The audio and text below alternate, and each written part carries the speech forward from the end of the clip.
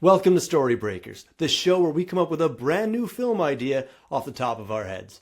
I'm your host, Chris Brennan, and today we're back with our latest mini-series. The topic this time, Friday the 13th. For this run, I'm joined by horror creators and critics from around the world to break story on one simple question.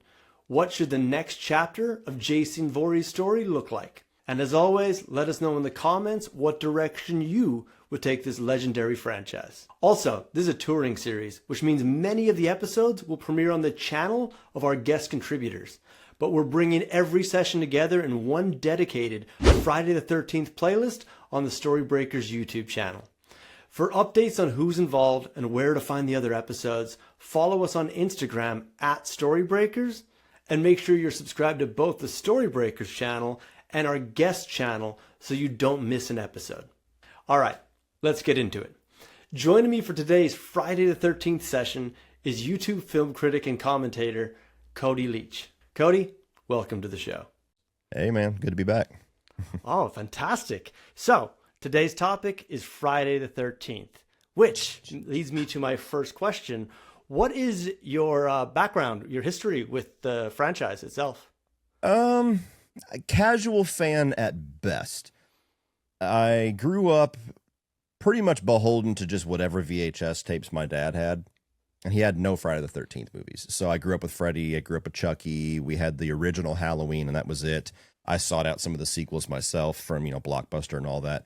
Friday the 13th, I was really late to the party, like shockingly late for how big of a slasher fan that I was.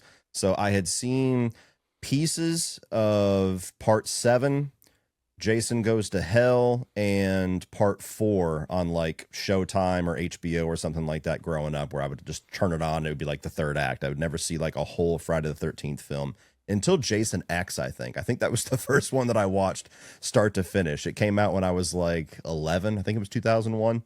And so I was the perfect age for how ridiculous that movie is. It's a guilty pleasure for me. But that was the first one that I watched in full.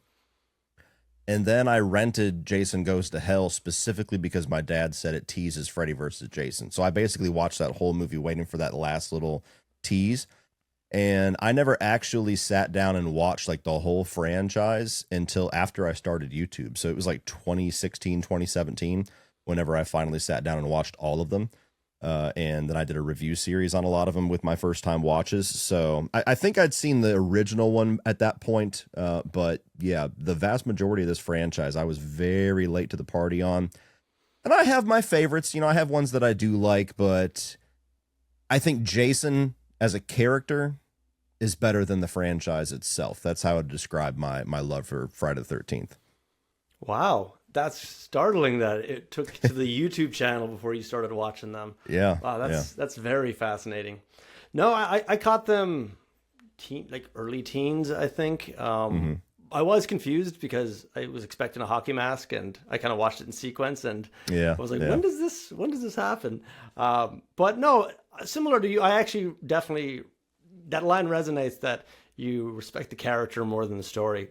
That being said, I just recently rewatched Friday the 13th Part 2, and I was actually startled at how much I enjoyed it. I was like, I kind of remembered thinking it was okay, but I actually really got into it, especially that third act. I was like, wow, this is a lot better than I remembered, which is perfect because we're in the Friday the 13th season now. So it's nice to kind of give me that opportunity to kind of go back and rewatch stuff and get a second perspective on it. What would you say are your favorites?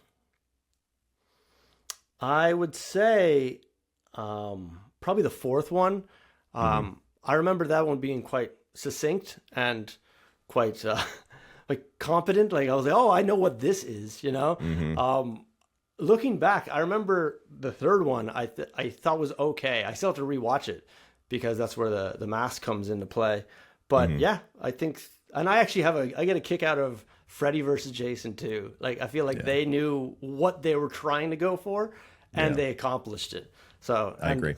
As a writer, it's always important to kind of go like, was I intentional with that or did I make a mistake? And that looks like it was very intentional and they accomplished their mission.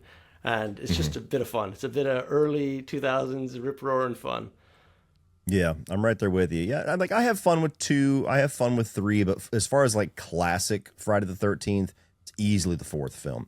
I've always loved that one. You got Corey Feldman in there. I think it's got some really gnarly kills. I think that's Tom Savini's best work in the franchise, if I was to say. And it's actually like a well-directed movie, like a well-shot one, which felt weird when you watch them in sequence and all of a sudden you get to the 4th film and it's like, is that a crane shot? What are we doing here? We don't do that in Friday the 13th. And then I have fun with 6 as well. I'm not as high on it as it seems a lot of other people are, but I like 6. I used to get a lot of flack for this, not so much anymore, but my favorite's actually the remake. I really like the 2009 movie. It's got its faults, but I think that's the best Jason. I love Derek Mears, and he's awesome to meet in person, by the way. Like one of the best con experiences I've ever had meeting that guy.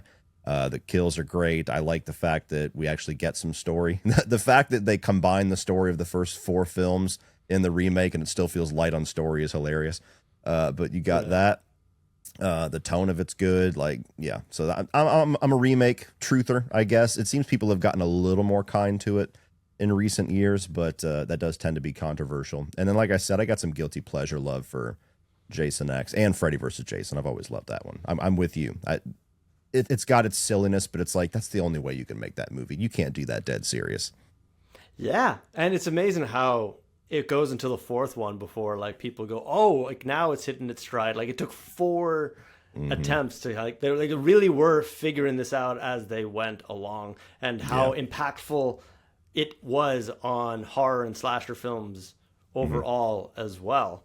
And it's also amazing that there haven't been one since 2009. Like, I know. This is just, I understand that there's legal matters with it, but I mean, it has that perfect title where the date you'd go to see it is the date in the title, which is also funny because Halloween, when H2O came out and they put it in the summer, it's like, you're not, why are you putting Halloween films out not at Halloween? Like, this is, the date is in the title. So Friday the 13th is just sitting there with that perfect release date, and they're not doing anything with it, which brings us to today, where today we're going to break story off the top of our heads on what we think the next chapter of Jason Voorhees' series should be.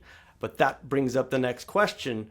Should it be a sequel, a prequel, a reboot, a Lego sequel, a versus battle? What are you kind of vibing with, Cody? Oh man, it's such a hard question with this one, because like, I think selfishly, like if I was the one writing the checks, I would want them to do a sequel to 2009 with Derek Mears, but I don't have a lot of confidence that that would be the best direction to go after all this time. You know, that movie didn't get a kind reception at first. It's warmed up to people, I think, but it's still like you would have a very vocal chunk of the fan base that would be very upset if that was the direction they decided to go. At the same time, it's like, how do you really go back and do a legacy sequel to any of the others? Because it's one of those franchises where the continuity is just in that entire franchise. You could just do whatever and say it's a sequel, and they just have to accept it. It's really tough. I don't necessarily have like a story jump off point. The one thing that I've always wanted is I've always wanted a Friday the 13th movie that takes place when the camp is actually active. Like Sleepaway Camp or something like that, where you have kids running around, you've got camp counselors doing their thing. Never really gotten that. It's always just like that closed camp or the lake. So that's the flavor that I would go towards. I don't know where our jumping point would be, but that's where my head goes, at least at first. It makes sense. And yeah, I think so too. Because they just got so far away from it immediately that they couldn't go back. So there is absolutely a space where you can relaunch the camp, let's say. Like potentially there was a tragedy that happened, and then years later they decide, oh, maybe like somebody new comes in and decides to like renovate this camp and begin again despite other objectives from locals. And like you're kind of finding the new entry point where you can just kind of you can embrace the fact that the first one happened, or you can just kind of like in the 2009 one, just convey it with like an early flashback early on to go yada yada yada. Bruce Wayne's parents were shot. We know the story. Now let's move on. You know, like, I don't need to see the pearls again. Yeah. No, but I love it. I would love to see camp opened, kids running around. That creates another element of terror and drama and suspense once you have the children also bundled into the adventure as well. So while you were talking, an idea sparked in my head about how you could do this in a way where it's technically like a legacy sequel to something in the franchise without having to hard commit. And this is a franchise where it's so loose, I don't think people would complain about that. I had like an idea of like an opening, like a cold open, where you get similar to Friday the 13th Part 2, where it starts off the little campfire story, and they're talking about the kid that drowned in the lake and the mother that came back for revenge. And that's all like you said, just kind of getting through the backstory and all the exposition just in a natural way without having to show it again. And after, you focus in on one kid who's a little bit more timid than everybody else. And then after the camp story is off and all the kids are having fun, he's still terrified or whatever. You have the camp counselors going off and doing their thing. They're partaking in substances. They're partaking in each other. And you have this kid who's scared and the other kids are tormenting him for it, and ends up with a situation where maybe he gets pushed into the lake and he drowns the same way that Jason Voorhees did. And then Jason Voorhees shows up to punish one of them. Oh, I like it. Or to show up and just kill one of the counselors or something, where like that, like it almost like activates him, like he is that death curse that we talked about in the first couple of movies, where it's Jason Voorhees. You're not exactly beholden to the events or the lore that we've gotten before, but you can kind of lean into that. He's like vengeance, revenge personified. I do like that a lot. There's this full circle moment. It is an actual trigger to like, it takes a certain level of drama and tragedy that will resurrect him once again. And so he comes back. Because I actually like the idea then, if you kind of played it that way, you're leaning more into the supernatural aspect of the character. And you're not justifying where has he been this whole time, where like, say, some sequels to Halloween would try to kind of wrap around, like, is he supernatural, is he not? Well, he's been sitting in a sewer. He's been sleeping in a cave for the last year. And you're like, wait, what is this? Because then once you introduce that, it gets really difficult going, what does he eat? Like, where does he use the toilet? Like this guy had him like mummified or in a coma for a year. I'm like, I don't know. I like the simplicity of this idea that he's kind of activated because of a tragedy on the newly renovated Camp Crystal Lake. There's something very nice. And also for this type of audience, they kind of want to get into it. Like, they're like, don't overcomplicate the adventure. Let's just like find a way that I can accept that he's back and he's up for some butchering. And like, let's get started. Exactly. And it adds that fun element too, where it immediately kind of gives you a reason to not like the people that are going to be the cannon fodder to a certain extent. So like, you always want to have a little bit of like with your horror icons where, especially with Jason, where it's more of like a self-aware fun franchise where, yeah, they're the villain, they're the bad guys, but you're there to see them tear through people. And so I think with with Michael Myers and stuff like that, it's always about like how he's evil personified. Whereas Jason, you could have that little angle in there where it's like he's evil, he's doing bad things, but also those people suck. So let's see how creative we can get. To me, it's like almost like the approach of the remake where they open it with that cold open and he's tearing through a bunch of people without going to that extent where it's like the movie can never match how awesome that first 15 minutes is. Have like a condensed version of that where you get one great kill and it's like Jason's back and then Friday the 13th or whatever is on the screen. And then we could jump off where, after the opening credits, it's, police are there, the owners of the camp or whatever. How did this happen? And they're trying to carry on with all the characters that we were just briefly introduced to, but now Jason's back. Yeah. I really like it. So you're saying we start with like a campfire story? That feels very classic, kind of invitational. And I think that's what fans want. I think like Friday the 13th fans, they want vintage Friday the 13th back in whatever way that they can get it. Yeah, people who I don't believe, they do believe, you're scaring me, let's go smoke something and do something in the tent. You know, like You could even have like a riff where you have, I mean, you could even lean into it where the counselor or whatever who gets got in the opening is actually wearing a hockey mask trying to like mess with these kids or torment this kid that ends up drowning or something, or one of the kids. Like you could have that where there's a Jason there that gets killed by the real Jason, like for an ultra funny moment. Yeah.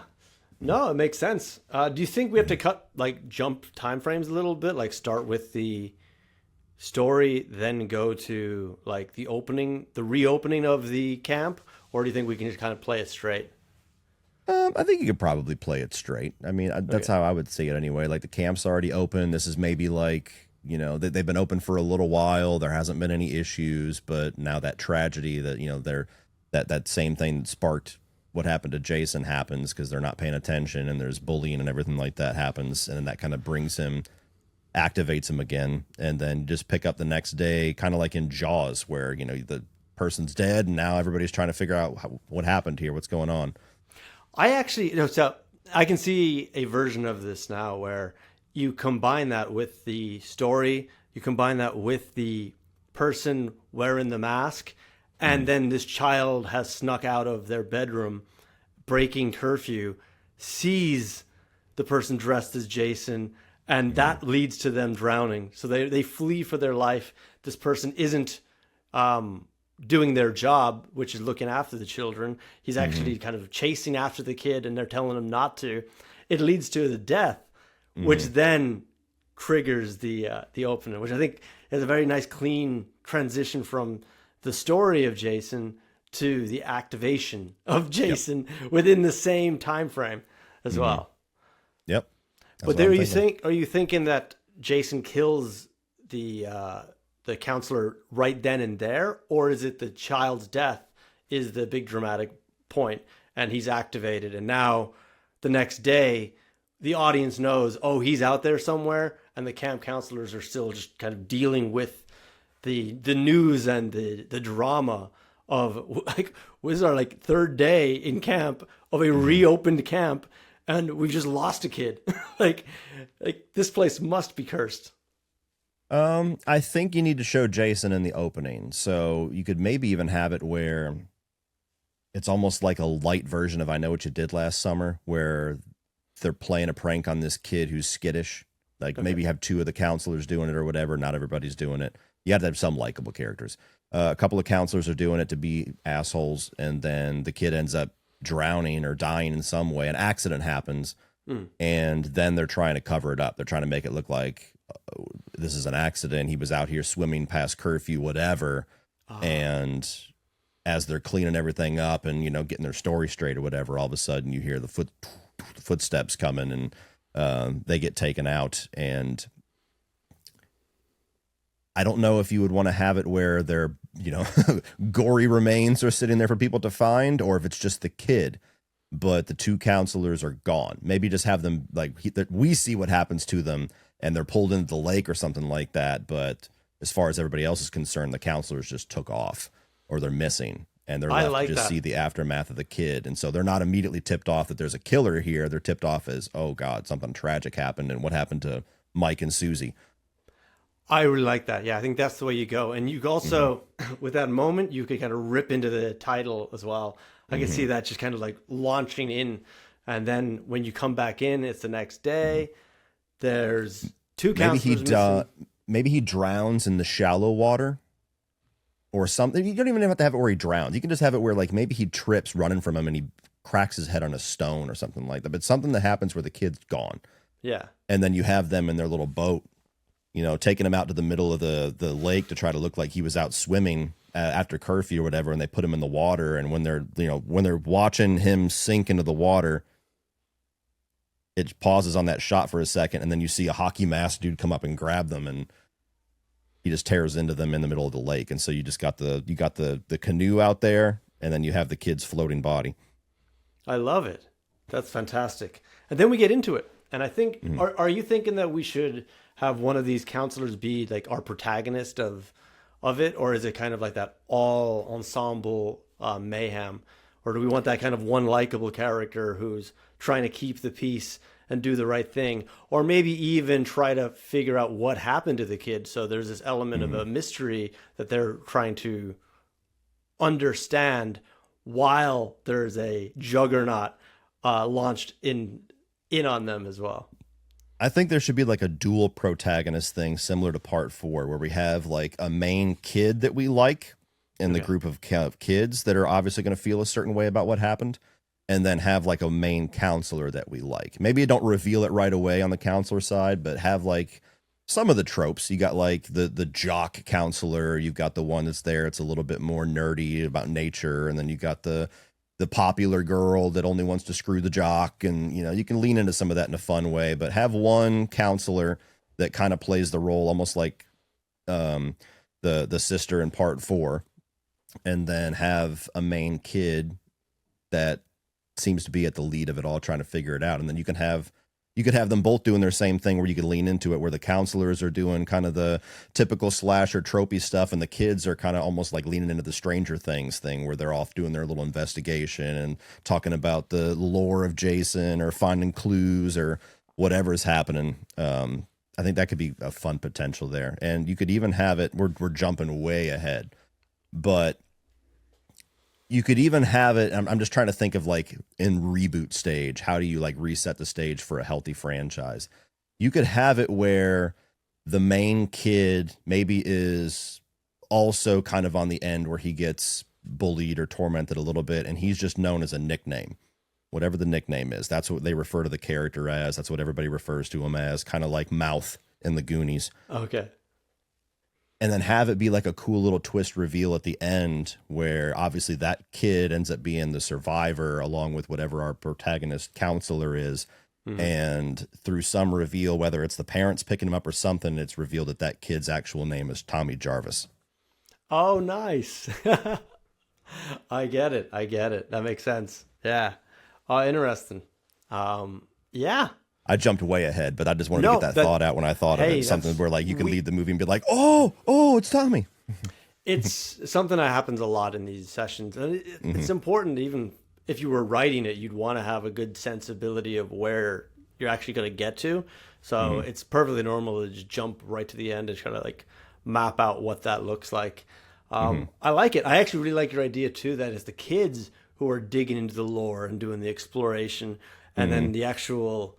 our lead protagonist or our lead counselor is just trying to keep the peace and try to like minimize chaos and manage all the expectations and the drama that's emergent, because I imagine that next day it's going to be like, we're canceling camp, like this is done, like we have to stop this.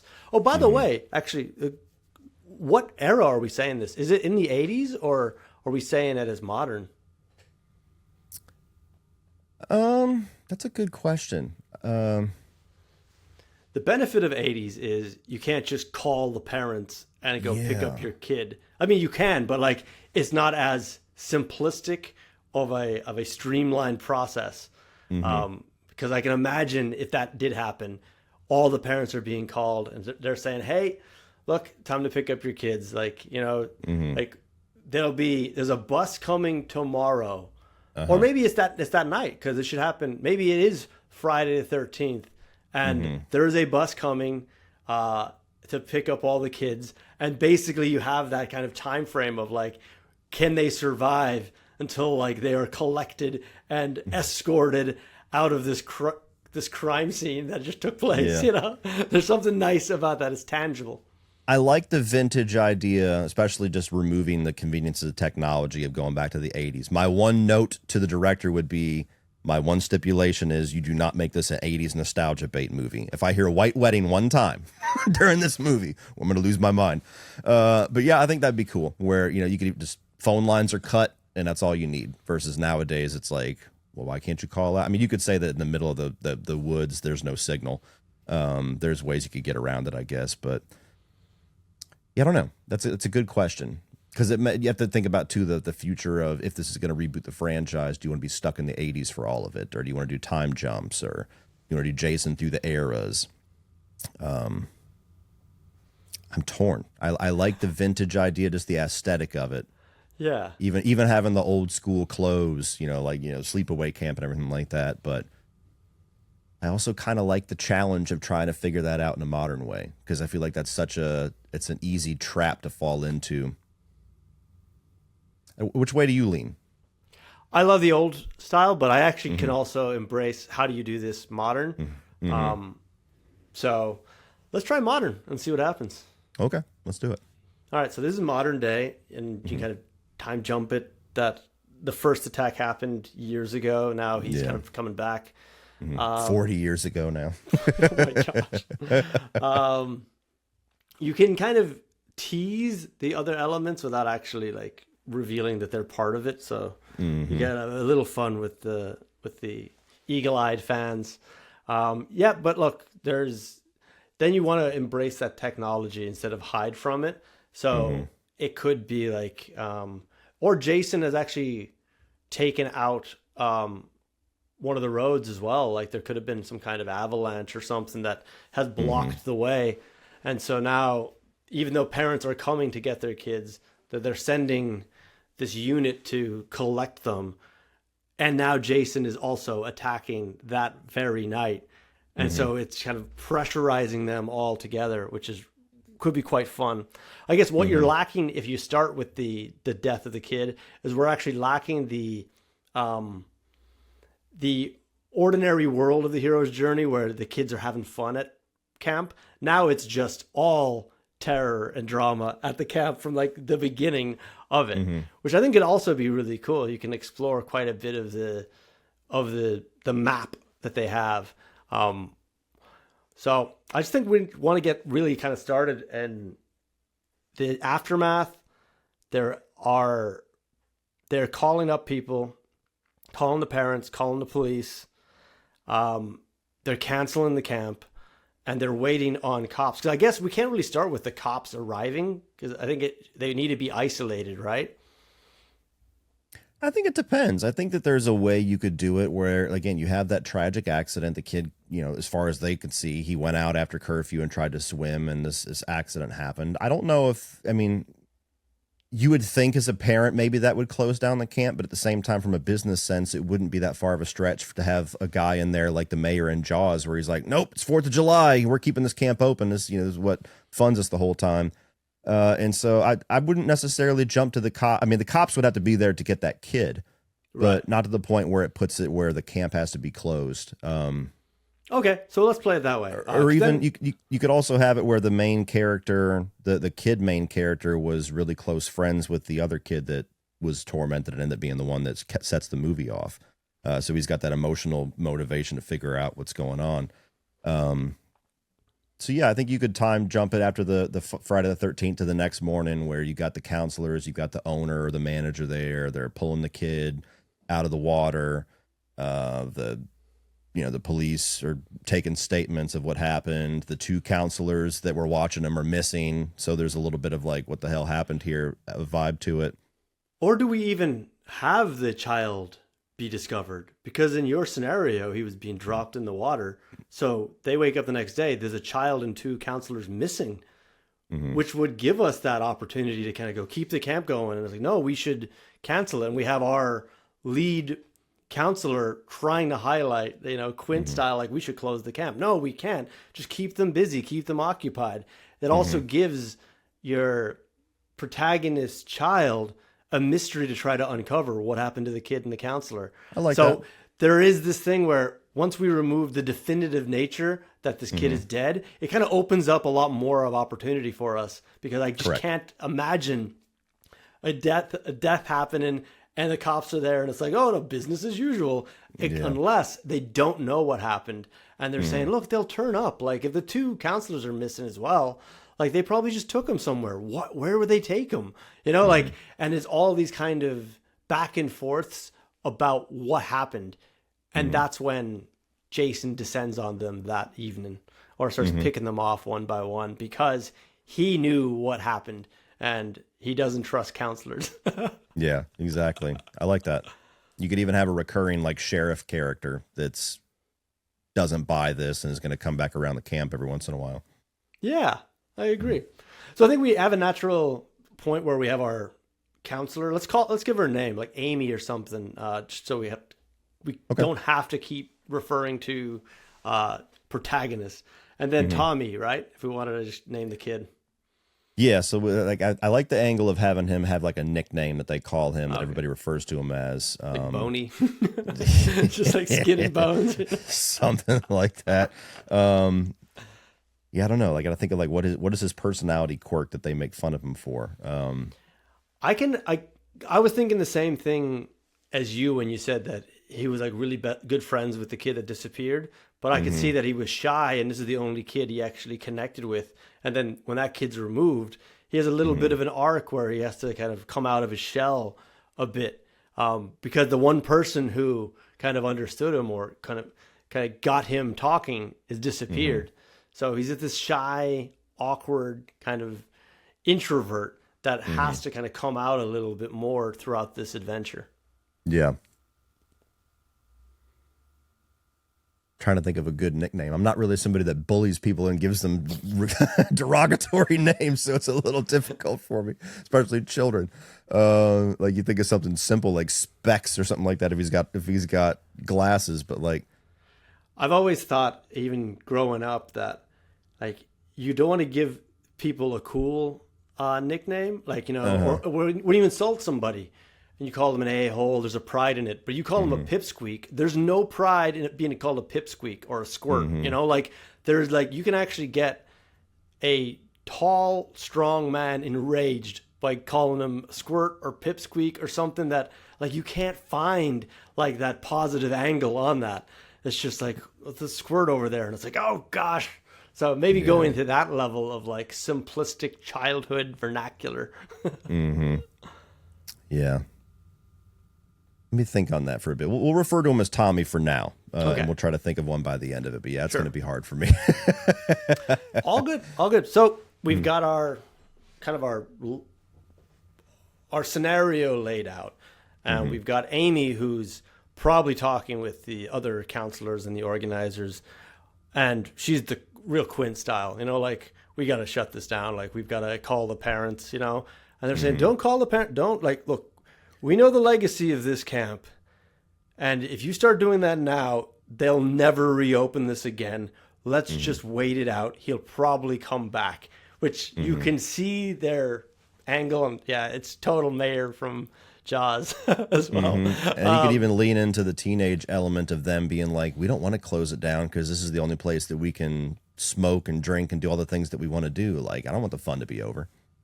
And you can have a lot of fun with the kind of a match cut scenario where it's like, don't tell the kids, like, keep this under wraps. The last thing we want to do is get these kids wandering around trying to discover what happened. And you cut to Tommy going, okay, it's time to go out there and discover what happened. And it's like, they already found out. Like, seconds later, they know, and they're also going to do what they're not supposed to, which is go wandering around and basically not showing up to the pre-described activities that they have planned for the day. Like, a bunch of kids are now missing, which also I think is quite fun too, because then the people who want to keep the camp open, it reinforces, like, well, that first kid has gone missing, just like all these other kids. Like, counselors, it's your job to get them back.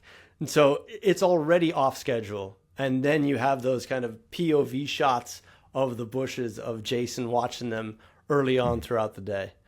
And also it gets the counselors looking for kids, and then in isolation, they can get got by Jason as well. Do you want to lean into some of the POV stuff, or do you feel like that's just we're way too far into the franchise to pretend like it's not Jason watching them?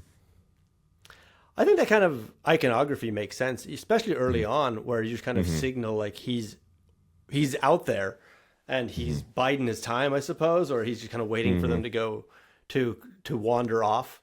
Yeah, that way you're building his presence without constantly just showing a dude in a hockey mask in the shadows. And like, why is he in the shadows? Why is he waiting? You can just like have shots of, you know, the counselors doing whatever they're doing, but then like you cut to clearly somebody watching them from a distance every once in a while to like kind of build that presence a bit. Yeah, and because it's modern technology too, we could have a little fun with like air tags, things like this. Like maybe a kid's mom ensured that he was like tagged. And so Amy actually has a tracker on one of the kids. And it's like, I can't believe we're going to need this. But yeah, we actually know where the kid is. So you actually have this moment where they're using an app to find some kid in the middle of the woods. And it gives a different texture to it. Again, there's always that feeling where technology is the killer of drama because of the fundamental, straightforward communication. But if you can be strategic, you can actually use it to your advantage and create new scenarios. Like a Friday the 13th, where some of the kids are trackable based on an app, feels like a different dynamic that could be refreshing to watch. And it also gets some of these people, like she sends one of the counselors to find that kid.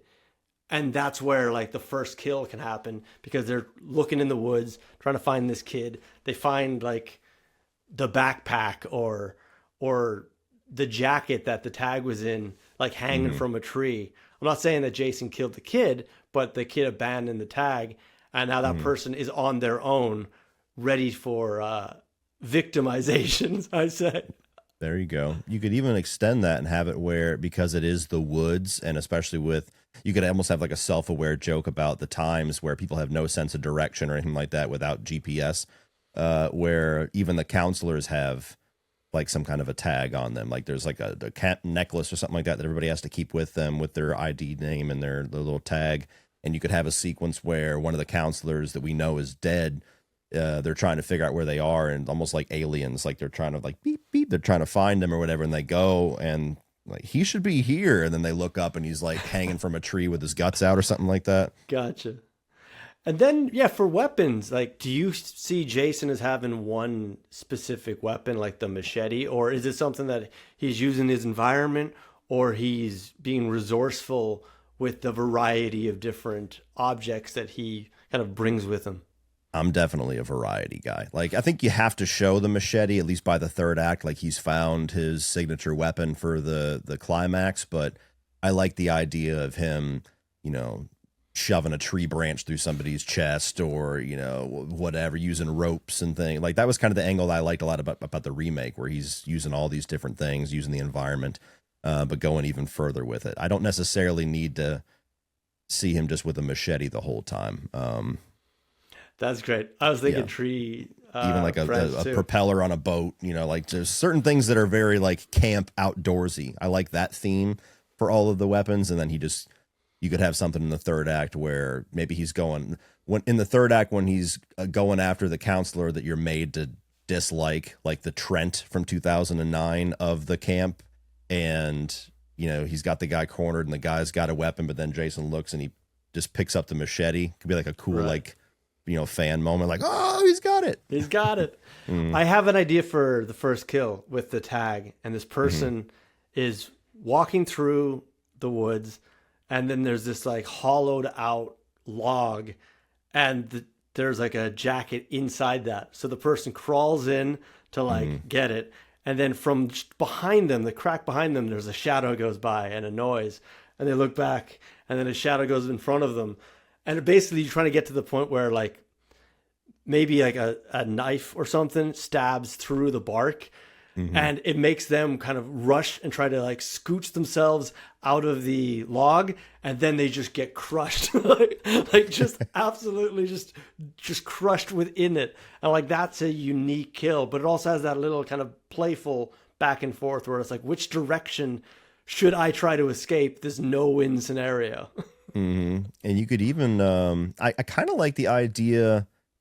I've always felt like this was missing from Nightmare on Elm Street, but it could work in Friday the 13th too, where at least the first batch of kills are done in a way where people can easily just be like, oh, this was like an act of nature. Like maybe Jason pushes a tree over or something like that when the dude's stuck inside of the hollowed out log and it, you know, bisects him or whatever. Yeah. Where we see what happens, and then somebody comes across it and they're like, oh, this unlucky bastard, to keep kind of that doubt going for at least the first half. Oh, I like it. No, it makes sense. So there is this moment where it could have been an accident, and you play with that trope where it was a barracuda. You know? yeah, exactly. Yeah, love it. So that's the first kill. I see Amy as more she's kind of centered at the camp, so she's not really the one going out. So I would like to see somebody like that try to kind of manage the people rather than like just send her out on her own. It could be the halfway point, the midpoint where she has to go out there.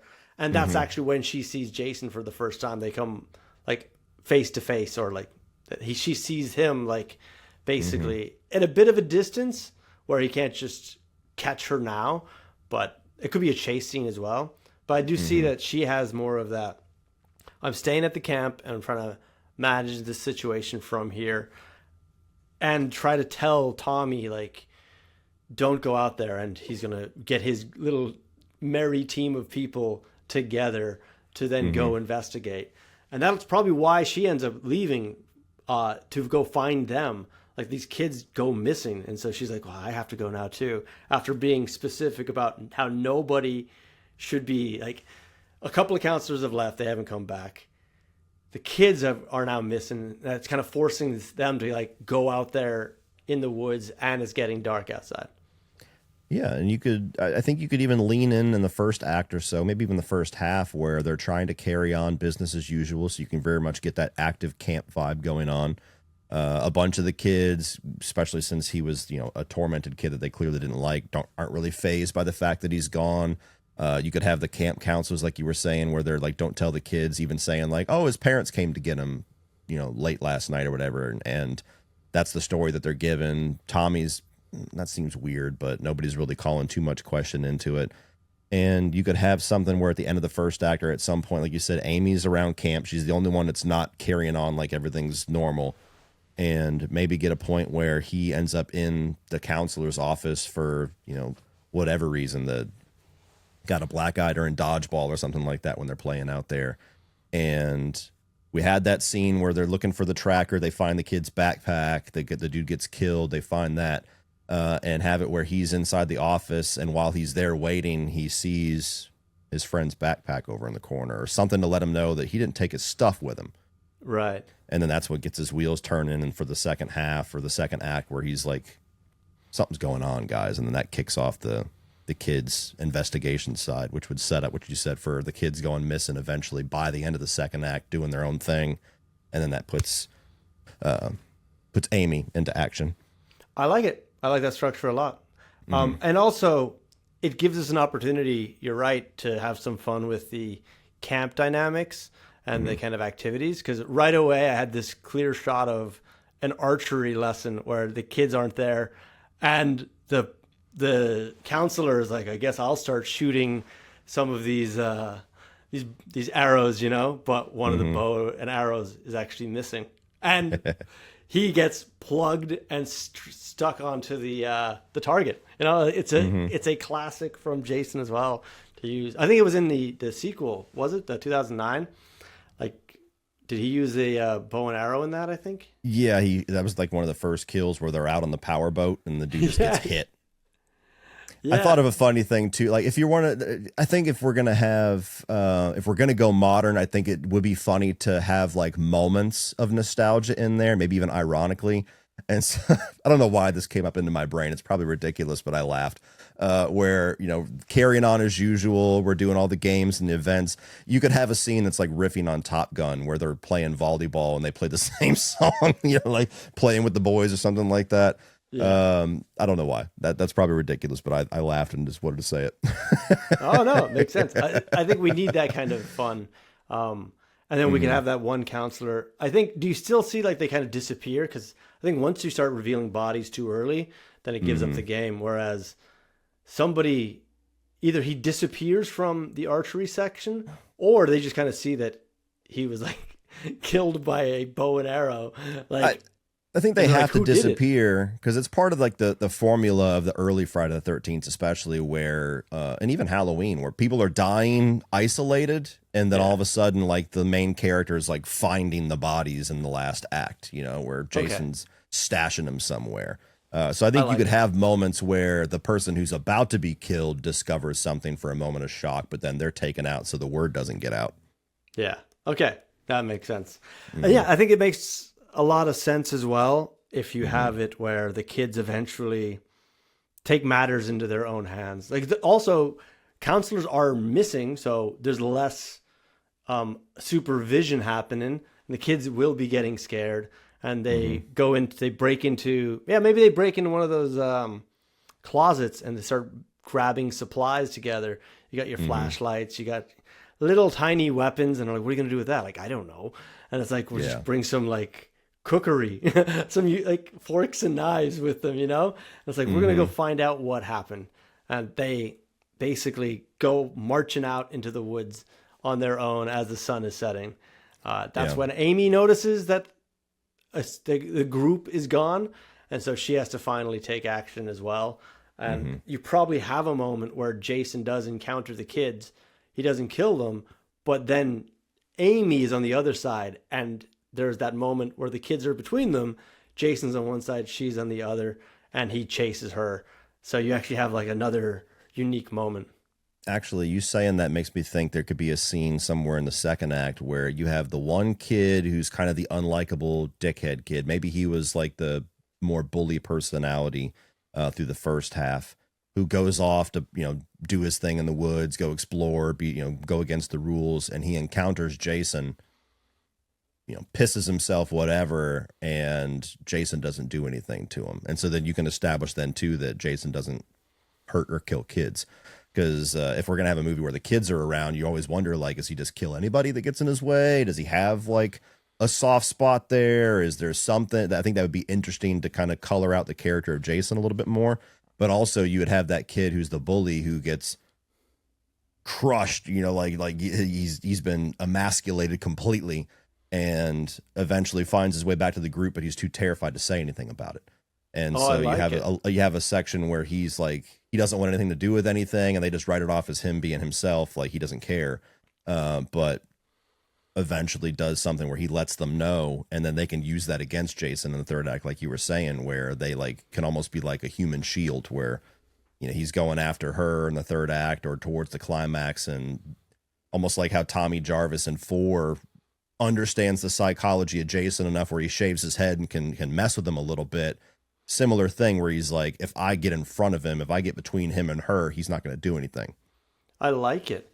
I also think we need to kind of flesh out a bit more of this Trent character too. Like, there's going to be this like real a-hole type of personality that I think they're not worried or concerned at all. They're probably they're getting the let's have a few drinks and fool around, and they have that that element to it, that's what they're doing. They're using this chaos as an opportunity to misbehave, and you probably can run that straight up until the climax as well, where you've got this person who's just not helping at all, like probably getting in the way or just causing more drama that's unnecessary in this scenario right now, while Amy's trying to figure it out. I can see that. I think you could do that with one scene where you have, the kids doing some kind of a competitive sport. Maybe one counselor's the coach for one side, one counselor's the coach for the other side. And Trent's team has Tommy, who loses the game for them because he's not an athletic kid or whatever. And then he does something privately to punish Tommy that the audience sees that immediately is just like loses all sympathy for this person. Well, I mean, it doesn't even have to be like a horrific thing. We could just be like, giving him old food or something like that, or giving him something where he's going to miss out on a meal, or fucking with him and scaring him off to the side, something like that. I think you could do that pretty easily just with one interaction with him and Tommy. That's him retaliating for a useless game. Yeah, I like it. I like it. So let's get these kids out there in the woods. And they're out in the woods. They're looking for clues. Like they should start like discovering things. Should they discover like a cabin, or if we're saying Jason came back, we're saying he came back from the water. What I just feel like the kids should be kind of discovering something. Maybe they're discovering some of the clothing or items from the missing counselors, because I think what they're looking for is this missing kid, right? Like, so I'm just wondering, like, did Jason take him out of the water? Maybe so. Maybe they do find the kid, or the kids stumble across like this area where the victims are being put. Yeah, I like that idea. Having that, like, there's some kind of an old, decrepit little hut or cabin somewhere deep out in the woods that obviously they would know about, but there's no reason to like demo it or anything like that. It's just like, hey, kids, don't go in the woods. But when they go Yeah. out there, it's clearly Jason's house. It's like it's the Voorhees house. Like you could have things in there that are like wink and nod, little fan moments. Like maybe there's a sweater sitting on the table or something like that, or something that's like a cool little Easter egg, but it's not going to become plot relevant where it's too overt. And then yeah, you could have it where maybe he's taken that kid's body and like put it in the cabin somewhere to not necessarily preserve it, but like pay respects in some weird way. I can see that. Yeah. Keep him from deteriorating in the water like he did when he was a kid. Oh, I like it. Yeah. So there is a bit of a tribute or kind of, yeah, I totally get that. And that's what the kids can stumble upon. They're backing up, and that's when, like, Jurassic Park hand like falls on them, like they start finding like some of the counselors who have been killed. They book it. They just run out the door. Jason, you could even have it is where, outside. I mean, depending on how big you want this building to be, where like they're in the room and then all of a sudden they hear somebody come in and shut the door. And so they're trying to like hide or like get out quietly while Jason's in there, and they see him and they're like, he's fucking real, or something that lets them put eyes on Jason without necessarily giving a situation where they find out then and there that he's not going to hurt them. Because I like that reveal of the one kid keeping it secret that's not with them. But something along that line where it's a nice little nail biting scene where it's like, when we still don't realize completely if Jason's going to be upset, like maybe them being on his turf, actually being there around where his memorabilia is going to set him off. Oh, I like it a lot. And or you could have one kid fucking around and he takes the sweater and Jason flips out because the sweater's gone. And then they look at him and he's wearing the sweater or something like that. Something fun where at least it creates some tension of like, oh, maybe that's going to be enough. I like it a lot. Yeah, that makes perfect sense. And I enjoy the tension building of a scene like that. So you want that kind of balance between like propulsive, like violence, but then that tension. And I do think that that's probably where, when they escape, like they're probably crawling around, hiding behind door frames, like and just trying to get away while this behemoth of a slasher is stalking around, because he doesn't know the kid's there. He just knows there's somebody in his house. And at that point, they probably do find that opportunity to like jump out a window or get through the back door that's kind of like locked, and there's like just this crack in the door where they can squeeze through. Once they get outside, Amy's there. So then she can see them running away. She looks at the house. There's Jason. And like you have that moment that I think we were looking for, which is like when she sees him. Now, does he go straight after her, or is it one of those things where he disappears on the second glance? I think he would go after her immediately, thinking she's done something or taken his things. I mean, it could be a sweater, it could be a locket of his mother's. Something's missing that's going to set him off into rage mode, and so he follows her back to the camp. And then that's the kids are taken off. They're not they're not even waiting on her, and that was what brings Jason to the camp for like the third act bloodbath. I like it. So the kids take the item, but he didn't see the kids. He just sees Amy outside and notices this item's missing. She runs. He runs after her.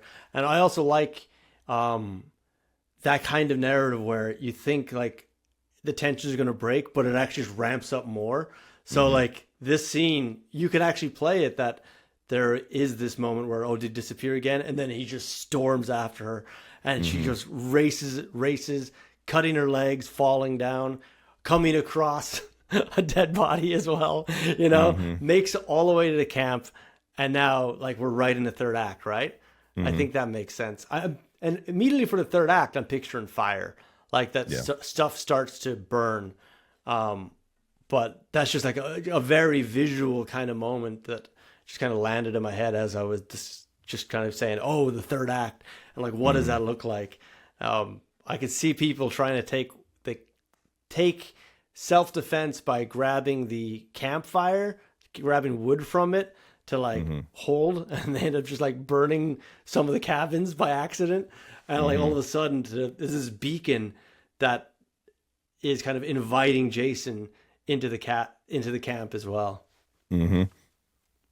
And you could even have it where, I'm trying to think, obviously you're going to have a body count pretty heavy in the third act. So a lot of it's going to be him coming across counselors, trying to figure out who's got his trinket. So you could really ramp it up then, almost like a reverse of what I was saying with the Friday the 13th remake, where instead of having that bloodbath in the first 15 minutes, like really ramp it up in the third act where you're building up to the awesomeness instead of, getting it out really quick. Yeah. And having a lot of the counselors, like two of them are off, making love or whatever, and then they get a nice kill scene. You could have where the sheriff comes back around trying to help the kids, and he ends up being a death as well.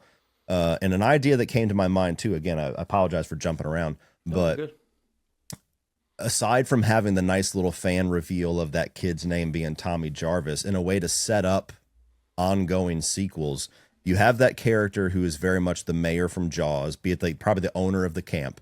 Keep it hush, profits first. I think it would be a really cool little thing to have it where, they become victorious over Jason by the end of it. Everybody else is dead or whatever. The only thing I have to logistically figure out is the group of kids. But have a situation where Amy gets framed for all the murders, to where the owner can just say, like, hey, we had this psychotic counselor or whatever, she's imprisoned, and then like set up some way where he's able to kind of try to put the groundwork to open it up for another season. Makes sense. Mm-hmm. I like that. And it's also that kind of, when the audience knows, like, oh my God, they're going to blame her. Yeah. Yeah. And so just logistically got to figure out, like, obviously one kid saying something, they can be like, okay, the kid's crazy or whatever. He's got Stockholm syndrome, but figure out something with that. Maybe that idea won't work, but that was an idea that just came to my head of like, how do we justify bringing them back if a group of people are like, there's a killer hockey mask guy here, we can't open the camp again. But yeah, I think third act wise, it's just a matter of us figuring out kills. Yeah.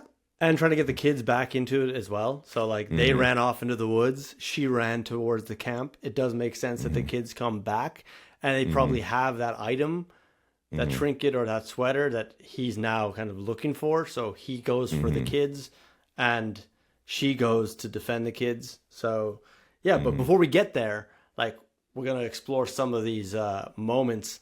So you're saying about the people making love, is that going to be something that happens in a shower scene, or where do you see that kind of location of the whoopee happening so that they can get got? Yeah, I'm trying to think of like a kill that we haven't seen before. We've seen the part 2. We've even seen a few things with Sleepaway Camp. So we got to think of like a double kill, I think, is what we need there, but in a way that we haven't seen before. Gotcha. I think you could even have it like just for a comedic moment, like, a la Gone Girl, where as the guy is climaxing, that's when it happens. Where it's, he comes and goes at the same time. Yeah, it's a good one. I'm even thinking of like the Freddy versus Jason, where he takes the bed and splits it in half. True. I just have this vivid, like, this is cartoonish, but like if they were kissing and then he slices and you actually zoom out and like now he's holding their heads and both their bodies drop down, and it's like, oh damn. So it has this moment where it looks like everything's fine, and then they just zoom out and like, oh, it's just their bodies are no longer attached. Yeah, so, that's a good one. Yeah. They're like, making out in the shower or something like that, and then he grabs hair and gets both of them, and then does that, and it just shows him holding it like they're still locked in lips, but they're done. I like that. That's a good idea. Yeah. And then there's somebody else as well, another counselor, probably a loner, probably somebody who's just enjoying drinking on their own. Like they found this opportunity to kind of like get into like the walk-in fridge and they're just attacking the supply on their own. And you can set them up in advance about like they don't dance, they're not a partier. They're just looking forward to just some peace and quiet so they can have a couple of drinks, and they're settling in, like, I'm on my own. I don't care what's going on out there. I'll just shut the fridge door, and then somebody happens to be in the room with them at the time. So I see a guy tipping back a glass beer bottle, Right. whether it's on the shore or somewhere off isolated, and you have Jason come up whenever he's in the middle of a drink, grab his head and grab the bottle and slowly push the bottle into his throat until it's all the way in and it looks painful enough and it lingers on him like choking, and then have Jason like squeeze his neck or punch him or whatever where it shows the glass come through. And this is awful, but like you could have like some in the bottle, like some blood kind of inside it, just kind of shoot up and hit the bottom of it when it's upside down. Yeah, that's great. Like, that's disgusting how he just crushes the bottle in his neck. Oh gosh, That's a kill I'll need like Damien Leone to come in and help us with. that is true. That is true. Then is there some other? I guess there is the campfire as well. There's a scenario there where somebody could be burned. I mean, they did that in 2009 quite effectively with the sleeping bag. There's other pieces of activities, like we did do the bow and arrow bit earlier, but just wondering, is there something else that you can use, kind of the layout of the camp itself to Jason's benefit? Well, here's a question. Do we kill any of the kids? That used to be a taboo thing. It kind of feels like ever since Terrifier 3, it's like most horror movies are trying to jump on that in some way in the last year. I've noticed that. And that would also be an issue logistically we have to figure out if we are going to approach having Amy be framed. Because one kid saying some crazy shit is one thing. Having 5 of them say something's a little different. Do we go for any kind of a tragic angle? I guess who would kill the kids if Jason, we've established, doesn't? I like that. I like the idea of it, and I have no problem keeping the kids alive, or even having them step out in front of Jason between Amy. So there's a simplicity to that I do like in general. So I'd be happy to keep that, to be honest. I think we're gonna get like, who is the one who kills the kid? I'm not really. I think that for me is quite an elevation of just how do you get to that. And I think what would be cool, this is just an idea I'm spitballing, sure, maybe for maybe not necessarily the Trent character, but have one of the counselors after the third act is kicked off where Amy's on the run. I don't know if he would also like grab the hockey mask again, a la the opening of our movie or something else. Have a situation where Amy actually does accidentally kill one of the counselors. Like through self-defense, whatever. Something happens where she's the one that delivers the blow, whether it was intended or not, and have that come back to bite her in the end, where that counselor lives, something like that. Something happens, or there's a security footage of the actual room that she's in that happens, where maybe the rest of the camp isn't covered, or some way where maybe the kids survive. You know, tragedy has happened, the parents have arrived, the bus has arrived, the kids are all going off to uncertain futures or whatever now that they've survived, and Amy's survived, and they've vanquished the evil, and then have like the last minute rug pull be she gets handcuffed or whatever because they found this tape where she's killed one of the counselors, and now it's like, oh well, clearly it was you then. I can see that, yeah. And that could actually after be the kids have left, so they can't really defend her. Yeah, and that could be like the Trent character. Maybe he ends up trying to use one of the kids as bait or kind of like use the kid so he survives. Human shield or something. Yeah, and in order to free the kid, she ends up attacking Trent in front of Jason, which confuses Jason because he's like, wait, why are you attacking each other, you know? So maybe he's about to attack, he stops and watches her go into like full defensive mode, and with what happens then is she actually kills the Trent character, which is quite unique too, because we always think that he's going to get his up and comings or his comeuppance, I should say, his comeuppance from Jason, but it turns out it was actually Amy who just went, no, I got to do this. You have that footage where it actually can show like he backed up into the shot, so we didn't actually see outside of that shot. He had the kid escaped. All we see is him backing into the shot where Amy does kill him. in this scenario. Like, there's a better way you could probably finesse it, but we're riffing off the top of our heads. But I do like that because it gives you that ending then where there's clear evidence that she did something wrong. There's no real evidence of Jason, and you can honestly explain the kids away by just they're like mute with fear. Like they're just like nobody said it. Nobody's saying anything.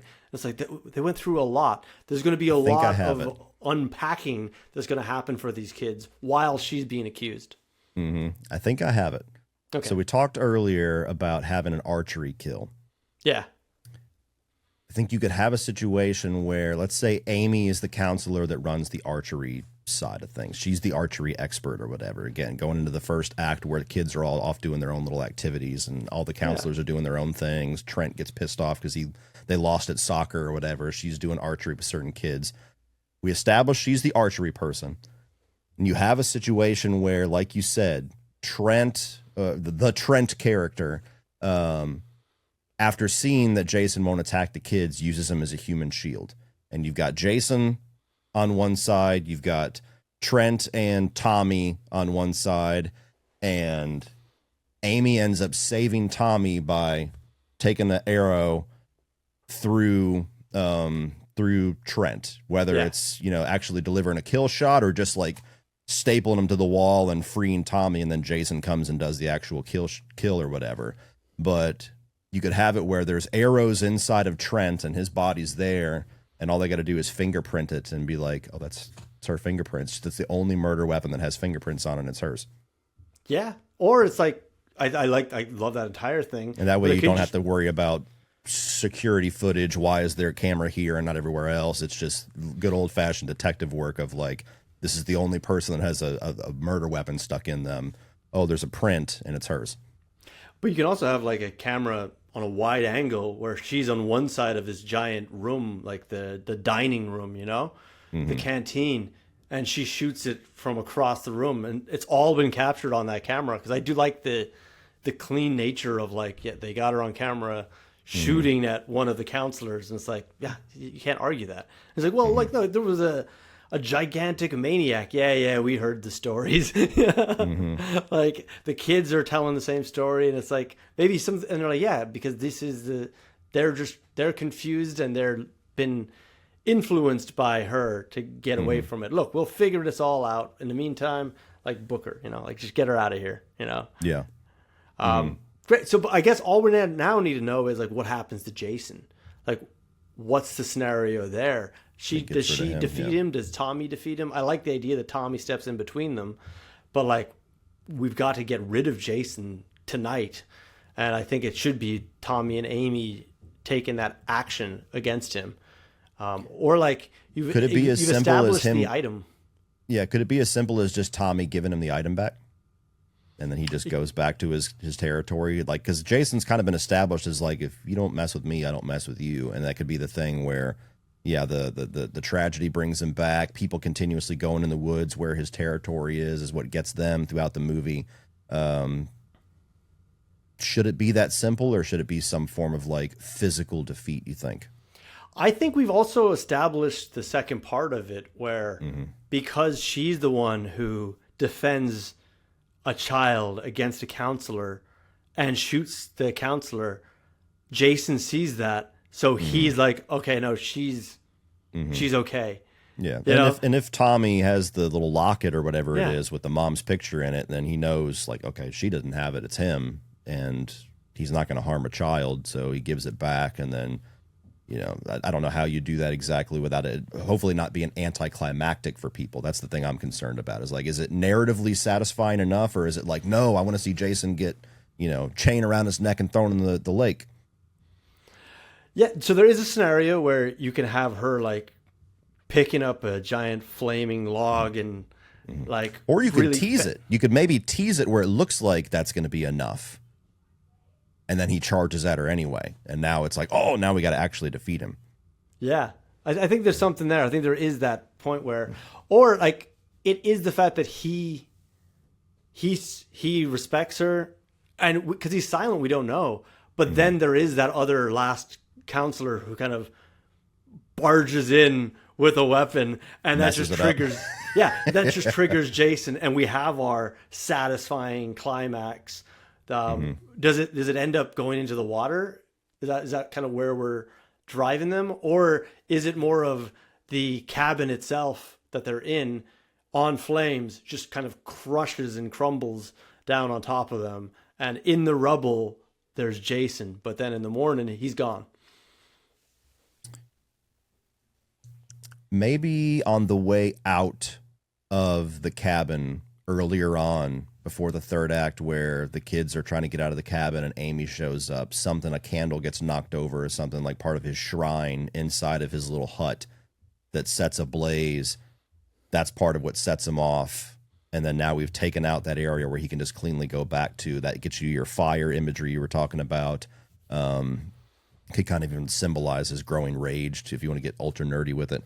And then, I think with his hut being gone and him having the locket, I think him just walking back into the water or something like that could almost be cool and symbolic. That's true. That's true. That's the thing I'm toying with is it, because I know how Friday the 13th fans are. Like, that would be cool. That would be satisfying for me as somebody who's like narratively driven, but it's like the most traditional Friday the 13th fans want to see Jason just be like, okay, cool, I'm done, and walk away, or do they want to see a fight and then, him actually be defeated? Because there's not too many ways where people have defeated Jason where I think it's very satisfying. Honestly, I think the only one is him getting the chain around his neck and held into the river, where he's not dead, he's just can't move. You think about even the remake where they throw the chain into the blender. I can't think of the word right now. But people hate that ending. Like it's that wood chipper. The wood chipper. Thank you. Yeah. So maybe that's the way that you set up the situation with Amy, where her and Tommy are there. He's coming at Amy. Tommy, now having found out from the other kid that he won't harm a child, jumps in front of her. It doesn't seem to work. Like, it kind of works, but he seems like he's still kind of coming at her. Yeah. And then he pulls out the thing and it stops him dead in his tracks. And you have a moment where Jason, like it's really intimidating, but he reaches out and grabs it. And he seems like that's going to be enough. And then the Trent character comes out and screws it up. And that sets up the scenario where he's using Tommy as the human shield because he just saw him do it. Yeah. And Amy has to take him out with the arrow. And then that's enough for him, as you said, where it's like he sees her protect a child. We can visualize that in some way with his reaction. And then he walks off into the lake. I think that's great. You can keep her energy up where she's now like turning to Jason going like, come on, like get away from him. Like, and she's like protecting the kid. Yeah, she's standing between him and Tommy now, where the roles have reversed. And rather than charge at her, he sees that, recognizes that, turns around, walks back into the lake. And then we think, oh, heroic ending. And then she gets screwed by the footage. I really like it. I think that's the right way to go. And I think there is so many different scenarios where like he collapses under the rubble of this, or, like gets brought back into the water. And it's like, I actually like this idea. It's more character based. You get that climax with Trent catching it, and then the recognition that from Jason. Like, I think it works perfectly. I think that's the way to go. Yeah, and I think it gives us a character element to Jason that we've never really explored. Like, it's a lot of stuff that's suggested we can think about, but really he's just like this mass killing machine. There's not a whole lot of development there. And so I think that's something that'd be cool to bring a new era of Friday the 13th in, is like, oh, there's actually something there beneath the mask. I love it. Yeah.